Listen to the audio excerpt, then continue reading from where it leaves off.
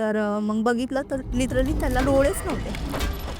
फक्त नाही का काळे असे खळगे असतात ना तेवढंच होतं, डोळे तर त्याचे दिसतच नव्हते. मग ते काकांच्या लक्षात आलं की बाबा, आणि मग नंतरनं पुन्हा काकांचं लक्ष गेलं त्याच्या पायाकडे, त्याला पायच नव्हते. 1 सेकंद काय म्हणते 1 मिनिटं ती शांत बसली असेल. ती म्हणली पुढं बघ. म्हटलं का? मग ती पुढं बघ आणि गप चल. तर मला म्हणलं असं का बोलती? म्हणलं मी तुला काहीतरी सांगतेय, शेअर करतेय. तो दवाखाना मला 2 वेळा दिसला, काहीतरी घडतंय. तर तिने काय म्हणलं पाहिजे मला?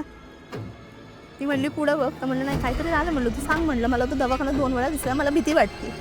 म्हणते अगं प्रिया तुला 2 वेळा दिसला, मला तोच दवाखाना 3 वेळेस दिसलाय.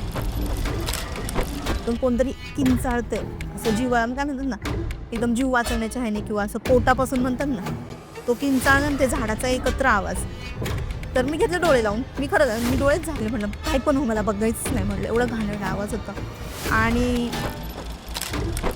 मग मी यांना म्हणते, म्हटलं कसा होता? तर म्हणलं तो चालला होता, शॉल घेतली होती अंगावर आणि माझ्याकडे पाठ होती, सरळ चालला होता.